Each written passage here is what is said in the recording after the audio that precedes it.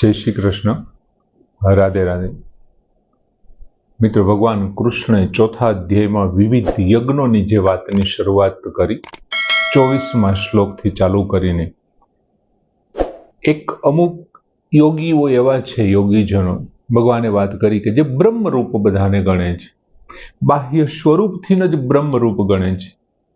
પછી એ અર્પણ કરવાની સામગ્રી હોય, હોમવાની સામગ્રી હોય કે હોમવાની ક્રિયા હોય કે હોતાર હોય, બધા છે એને બ્રહ્મરૂપ ગણી લે છે. ત્યાર પછીનું આપણે જોયું હતું કાલે આગલા શ્લોકમાં, આના પૂર્વ શ્લોકમાં આપણે વાત કરી હતી કે દેવર્પણ જે કંઈ પ્રાપ્ત થાય છે દેવોને અર્પણ કરી દેવાની વાત છે. અને બ્રહ્માગ્નો, બ્રહ્મરૂપી અગ્નિમાં આ આત્મા યજ્ઞ જે છે એ યજ્ઞને એમાં હોમી અને જ્યારે આહુતિ છે એ પોતે અગ્નિ ન બની જાય ત્યાં સુધી આહુતિ સફળ નથી થતી. એમ આત્માની આહુતિ બનાવીને બ્રહ્માગ્નિમાં એમના જેવું એમને બનાવી દેવાનો, એટલે કે આત્માને જ બ્રહ્મ બનાવી દેવાની વાત હતી, ત્યાં વાત છે. હવે આજે જે 26મા શ્લોકમાં ભગવાને સાવ જુદા જ પ્રકારના યજ્ઞની વાત કરી એમ. અને હવે શું કે છે ભગવાન 26મા શ્લોકમાં કે શ્રોતાદીની ઇન્દ્રિયાણી અન્ય સંયમ અગ્નિષુ જુહવતી શબ્દાદીન વિષયાન અન્ય ઇન્દ્રિય અગ્નિષુ જુહવતી. હવે શ્રોત આદિ ઇન્દ્રિયાણી, અન્ય એટલે બીજા લોકો, બીજા યોગીઓ, બીજા જે છે તે આ સિવાયના, જે આવો યજ્ઞ નથી કરતા એ સિવાયના, એટલે કે આવો એટલે કે જે પૂર્વ શ્લોકમાં આવ્યા છે એમના સિવાયના જે અન્ય યોગીજનો છે એ શું કરે છે?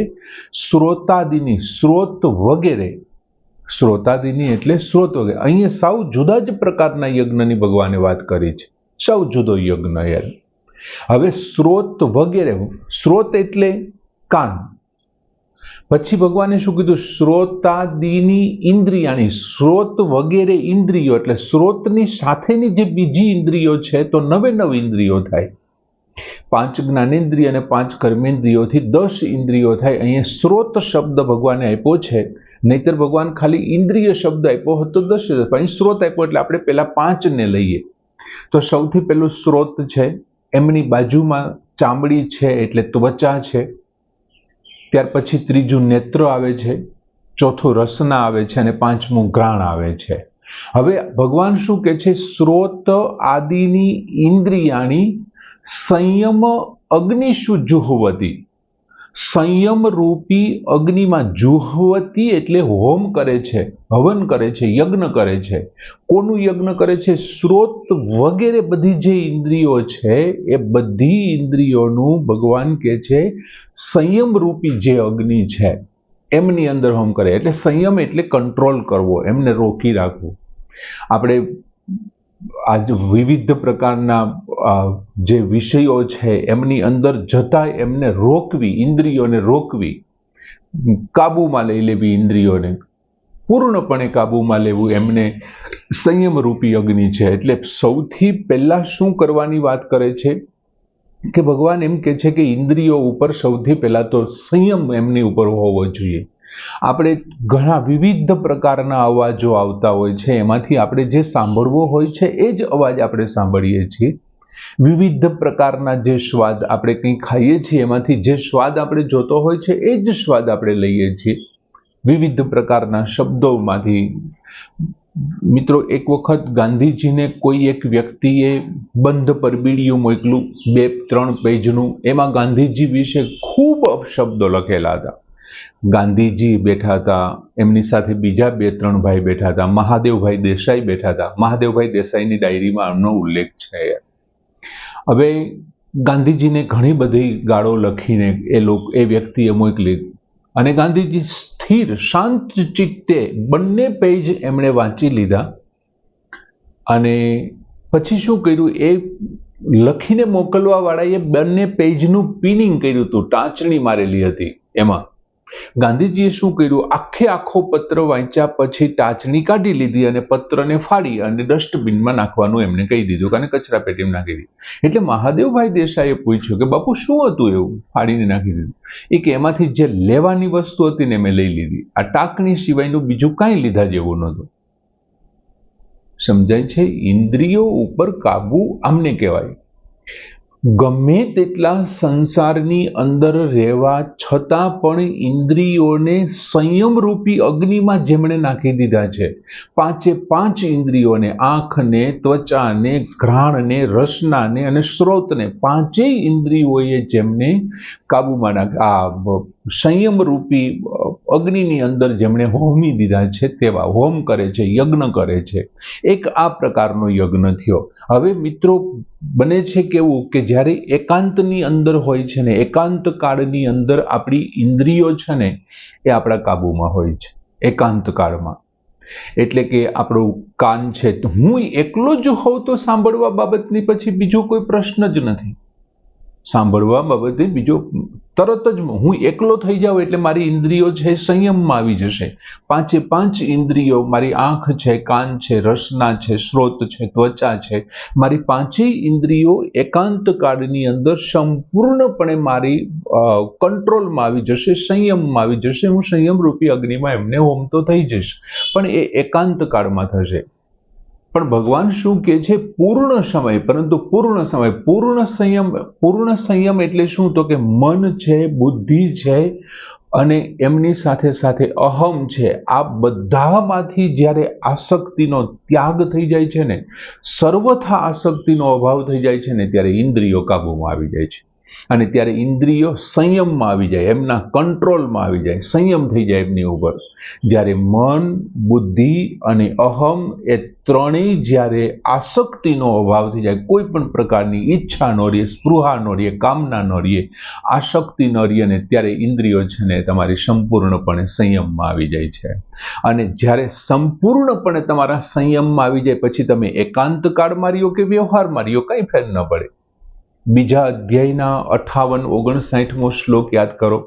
58મા શ્લોકમાં ભગવાને બહુ સરસ મજાનું ઉદાહરણ આપ્યું હતું કે યદા સંહરતે ચાયમ કુર્મો અંગાની ઇવ સર્વશઃ ઇન્દ્રિયાણી ઇન્દ્રિયાર્થેભ્યઃ તસ્ય પ્રજ્ઞા પ્રતિષ્ઠિતા. કોની બુદ્ધિ સ્થિર થઈ જાય છે?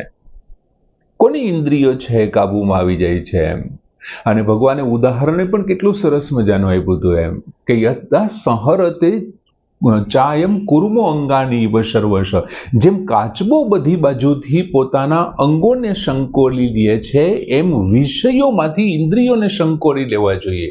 અને જો તું તારા વિષયોમાંથી ઇન્દ્રિયોને સંકોરી લે ને તો શું થઈ જશે? તસ્ય પ્રજ્ઞા પ્રતિષ્ઠિતા. બીજા અધ્યાયના 58મા શ્લોકમાં ભગવાન, તરત જ 59મા શ્લોકમાં પણ ભગવાને કીધું હતું કે વિષયા વિનિવર્તન્તે નિરાહારસ્ય દેહિનઃ રસવર્જમ રસ અપી પરમ દૃષ્ટવા નિવર્તતે.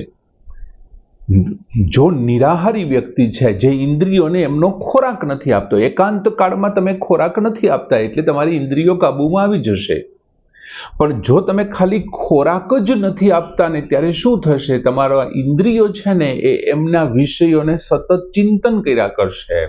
વિષયા વિનિવર્તન્તે નિરાહારસ્ય રસવર્જમ, એમનો રસ જળવાઈ રહેશે.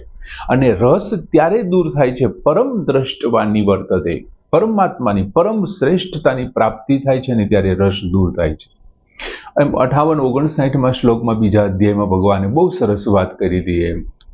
અને બીજી બાબત એ છે કે એકાદ શ્લોક એમનાથી થોડાક આગળના શ્લોકમાં એક્ઝેક્ટ કંઈક 65 થી 70ના શ્લોકમાં આવ્યું હતું કે તસ્માત તસ્ય મહાબાહો નિગૃહિતાની સર્વશઃ.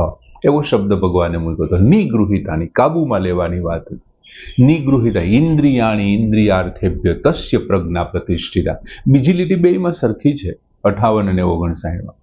પણ નિગૃહિતાની બધી હે મહાબાહો તસ્માત તસ્ય, તેથી તું એ બધી ઇન્દ્રિયોને કાબુમાં લેવાની. અને એકાંત કાળમાં એ બધા કાબુમાં આવી ગયા પછી જો વ્યવહારમાં આવે, પછી બીજી પંક્તિમાં એ ભગવાન, એટલે ભગવાન શું કહે છે? શ્રોત વગેરે જે 5 ઇન્દ્રિયો છે એમને સંયમ કરવાનો છે. એમને સંયમમાં રાખવાનો છે. એકાંત કાળમાં ઇન્દ્રિયો તરત સંયમમાં આવી જશે, પણ એટલી બધી સંયમમાં રાખવાનું કે મન છે, બુદ્ધિ છે અને અહમ છે ને એમાંથી આસક્તિ નીકળી જવી જોઈએ. પછી તું વ્યવહારમાં જઈને કદાચ ઇન્દ્રિયોને સાથે રહી અને તું વર્તન કરતો હશે ને તો પણ કંઈ વાંધો નહીં આવે. અને બીજી લીટીમાં ભગવાન કહે છે કે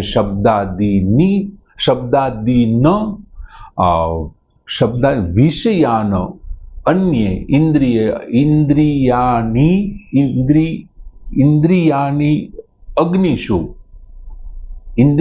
અગ્નિષુ જુહવતી.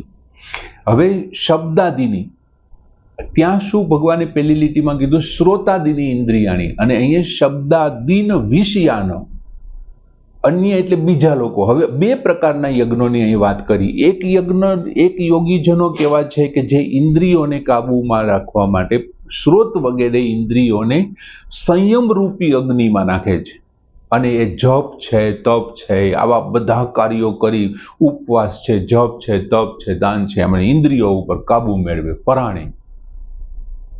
અને બીજા લોકો શું કરે છે તો કે બીજા શબ્દાદિન વિષયાન. હવે જો પેલા ઇન્દ્રિયોની વાત કરી, હવે ઇન્દ્રિયોના વિષયોની વાત કરે છે ભગવાન. અહીંયા પહેલી લીટીમાં સ્રોત શબ્દ વાપરો, એટલે સ્રોત એટલે કાન, પછી ત્વચા, પછી આંખ, પછી રસના અને પછી જીભ આપી, ઘ્રાણ આપ્યું. તો હવે ભગવાને કીધું શબ્દાદિની, તો સ્રોતનો પહેલો વિષય કયો છે? ઇન્દ્રિયોના 5 વિષય છે, તો શ્રોતનો વિષય કયો? એની વિષય તો કે શ્રોતનો વિષય છે શબ્દ. ત્યાર પછી ત્વચા આવી તો ત્વચાનો સ્પર્શ છે. ત્યાર પછી નેત્ર આવે તો એનો રૂપ છે. રસના આવ્યો તો રસ છે. અને ત્યાર પછી ઘ્રાણ આવ્યો તો ગંધ છે. એટલે શબ્દ, સ્પર્શ, રૂપ, રસ, ગંધ. શબ્દાદિન આ શબ્દ વગેરે કોણ? તો કે વિષયાન, વિષયોને બીજા પ્રકારના યોગીઓ, એક યોગીઓ ઇન્દ્રિયોને સંયમના અગ્નિમાં નાખે છે અને એવી રીતે યજ્ઞ કરે છે, હોમ કરે છે. અને બીજા અન્ય શબ્દ આપેલો બીજા યોગીઓ, હવે ઇન્દ્રિયો વાળા બીજા છે. હવે બીજા લોકો શું કરે છે કે ઇન્દ્રિયો જેમને કારણે ગાંડી થઈ જાય છે ને, પાગલ થઈ જાય છે ને ઇન્દ્રિયો, એ એમના વિષયોને સીધા કરે છે, ઇન્દ્રિયોને નહીં. સમજાય છે? એના વિષયોને સીધા કરે છે. એ શું કરે છે કે શબ્દ, સ્પર્શ, રૂપ, રસ, ગંધ એ બધાનું શું કરે છે? એ વિષયોને ઇન્દ્રિયાગ્નિષુ, ઇન્દ્રિય રૂપી અગ્નિમાં નાખે છે અને એનું હોમ કરે છે. સૌથી પહેલા ઇન્દ્રિયો કાબુમાં આવી ગયા પછી એમના વિષયોને આ લોકો પોતાની ઇન્દ્રિયોમાં નાખે છે અને ઇન્દ્રિય રૂપી અગ્નિમાં નાખે છે. કેમ કે સંયમથી તો એણે પેલા કાબુ કરી જ લીધા છે. ઇન્દ્રિય રૂપી અગ્નિમાં હવન કરે છે. પહેલા એકાંત કાળમાં ઇન્દ્રિયોને એમણે કાબુમાં લીધા, વિષયોની ગેરહાજરી હતી એકાંત કાળમાં, અને જેવા એમને ઇન્દ્રિયો કાબુમાં આવી ગયા અને વિષયોને હવે પછી એમણે શું કર્યું કે હવે ખબર પડી ગઈ કે મારી ઇન્દ્રિયો બધી જ મારા કંટ્રોલમાં આવી ગઈ. એટલે હવે એમણે શું ચાલુ કર્યું તો કે બધા વિષયોને ઇન્દ્રિયોની અંદર નાખી અને વ્યવહારમાં લઈ લીધું કે હવે કંઈ વાંધો નહીં આવે. એટલે એવા લોકો ઇન્દ્રિયોના વિષયોને ભોગવતા હોવા છતાં પણ એમણે ઇન્દ્રિયોમાં હોમ કરી દીધું છે. દાખલા તરીકે નરસિંહ છે, ગોરા કુંભાર છે, દરેક વ્યક્તિઓ તમે જોવો સંસારના સુખ ભોગવ્યા છે અને એમ છતાં એ બધા કેવા છે? શ્રેષ્ઠ કર્મયોગીઓ છે, પરમાત્માને પ્રાપ્ત થયેલા વ્યક્તિઓ છે. ગોરા કુંભારે 2 વખત વિવાહ કર્યા હતા, 2 પત્નીઓ હતી. નરસિંહ મહેતાની ઘરે પણ સંતાન હતા, સુદામાની ઘરે પણ સંતાન હતા, ગોરા કુંભારની ઘરે પણ સંતાન હતા. વિષયોને ભોગવ્યા છે સંસારમાં રહીને, પણ એમની ઇન્દ્રિયોને એમણે પેલા સંયમ કરી લીધો છે, સંયમ રૂપી અગ્નિમાં હોમ કરી દીધો છે. પછી એ હોમ થયેલી જે ઇન્દ્રિયો છે ને એમની અંદર વિષયોને ઇન્દ્રિયોમાં હોમ કરી દીધા છે. કે ભલે કદાચ હોય મિત્રો તમે સારા માણસ છો એમાં નો ડાઉટ, પણ તમને જ્યાં સુધી ચાન્સ નથી મળ્યો ત્યાં સુધી તમે સારા છો એ નો હાલે. તમને ખરાબ કરવાનો પૂરેપૂરા ચાન્સ મળે, ભ્રષ્ટાચાર કરવાનો પૂરેપૂરો મોકો મળે, અને એમ છતાં તમે ભ્રષ્ટાચાર ન કરો ને તો તમે શિષ્ટાચારી છો એમ કહેવાય. બાકી તો તમને એટલે આ શું છે? પેલા ઇન્દ્રિયોને સંયમથી કર્યા અને પછી વિષયોને ઇન્દ્રિયોમાં નાખી અને પછી એમને વિષયોને જ ઇન્દ્રિય રૂપી અગ્નિની અંદર એનું હોમ કરે છે, એવું કહેવા માંગે છે. એટલે ભગવાને બીજા અધ્યાયના 64મા શ્લોકમાં એક સરસ વાત કરી હતી કે રાગ દ્વેષ વિયુક્તે હિતુ વિષયાન ઇન્દ્રિય એશ્ચરણ આત્મવશ્યે વિધેયાત્મા પ્રસાદમ અધિગચ્છતિ. રાગ અને દ્વેષથી વિયુક્ત હોવી જોઈએ તમારી ઇન્દ્રિયો છે કેવી હોવી જોઈએ? વિષયાન ઇન્દ્રિય એશ્ચરણ, તમારું મન, તમારો અહમ અને તમારી બુદ્ધિ જો રાગ અને દ્વેષ વગરની હોય, પછી ભગવાને શું કીધું હતું ત્યાં કે વિષયાન ઇન્દ્રિય એશ્ચરણ, તમારી ઇન્દ્રિયો ભલે ને એમના વિષયોમાં ફરતી, તમારું શ્રોત ભલે ને શબ્દમાં ફરતું, તમારું નેત્ર ભલે ને રૂપમાં ફરતું, સમજાય છે તમને? એ ભલે ને ગમે એની અંદર ફરતું, કંઈ ફેર નહીં પડે. શું કામ નહીં પડે? કેમ કે રાગ દ્વેષ વિયુક્તિ, રાગ અને દ્વેષથી જો તમે વિયુક્ત થઈ જાઓ ને તો પ્રસાદમ અધિગચ્છતિ, પ્રસન્નતાને પ્રાપ્ત કરી લે છે. ઉત્તમ પ્રકારની જે પ્રસન્નતા છે ને એને પ્રાપ્ત કરી લે છે. આમ એક રીતે બંને પ્રકારના યજ્ઞમાં મૂળ વસ્તુ શું છે તો કે રાગ અને આસક્તિનો સંપૂર્ણ સર્વથા અભાવ કરી નાખો. જેટલો પણ રાગ અને આસક્તિ છે ને એનો સંપૂર્ણ અભાવ થઈ જાય. એક સંયમથી કરવાની વાત છે અને બીજું રાગ અને દ્વેષ એક મનથી કરવાની વાત છે. પછી વિષયોને તમે ઇન્દ્રિયો રૂપી અગ્નિમાં નાખી દો, એમ છતાં પણ ઇન્દ્રિયો છે એમનાથી નહીં થાય. આપણે એક આમની પહેલાના એક શ્લોકમાં એવું પણ જોયું હતું, પ્રમાથિની ઇન્દ્રિયાની પ્રસભમ મનતિ હરહ. એ મનને શું કામ હરી લે છે? અહીંયા પણ થોડી વાર પહેલા આપણે કીધું હતું રસવર્જમ રસો આપી, એનો રસ નથી જતો અને એમને કારણે એ હરવાનો પ્રયત્ન કરે છે. પણ મન છે, બુદ્ધિ છે, અહમ છે, એમની અંદરથી જ જો આ બધી વસ્તુઓ આસક્તિનો ત્યાગ થઈ જાય અને રાગ અને આસક્તિ રહિત બની જાય, સંપૂર્ણ અભાવ થઈ જાય ને, એટલે પહેલા એકાંતની અંદર અને પછી ઇન્દ્રિયો પર સંયમ મેળવી લીધા પછી એ વ્યવહારમાં ઇન્દ્રિયોના વિષયોની સાથે હોવા છતાં વિષયા વિનિવર્તન્તે નિરાહારસ્ય દેહિનઃ. અને પ્રસાદમ અધિગચ્છતિ, આત્મવશ્ય વિધેય આત્મા એવો શબ્દ, વિષયાની ઇન્દ્રિય એશ્ચરણ શબ્દ, તમે વિષયો સાથે ઇન્દ્રિયોની સાથે ફરતા હશો તો પણ કંઈ વાંધો નહીં.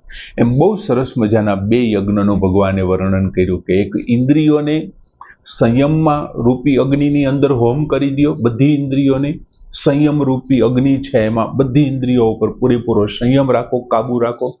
અને એના પછી બીજા અમુક યોગીઓ એવા છે કે એમ નથી કરતા પણ વિષયોને જ કહે છે, ઇન્દ્રિયો ઉપર તો પહેલેથી એને કાબુ મેળવી લીધો હોય, તું શું કરી શકવાની એમ. પછી વિષયોને રહીએ અને વિષયો સાથે યાર ગમે તેવી જગ્યાએ હોય એનામાં કંઈ ફેર ન પડે. શાહુકારી આ તે બધું ગરીબ કોઈ ફેર જ ન પડે યાર, ગમે તે વસ્તુ કદાચ આમ કર્મમાં અકર્મ પણ આમાં એને સમજાવી શકાય યાર, બહુ સરસ મજાનું એ પણ ધારીએ તો એ અર્થ લઈ શકાય એમ છે. એટલે સરસ મજાનો શ્લોક કે શ્રોતાદિની ઇન્દ્રિયાણી અન્ય સંયમાગ્નિષુ જુહવતી શબ્દાદિન વિષયાન અન્ય ઇન્દ્રિયાગ્નિષુ જુહવતી. પૂર્ણ કરી. જય શ્રી કૃષ્ણ.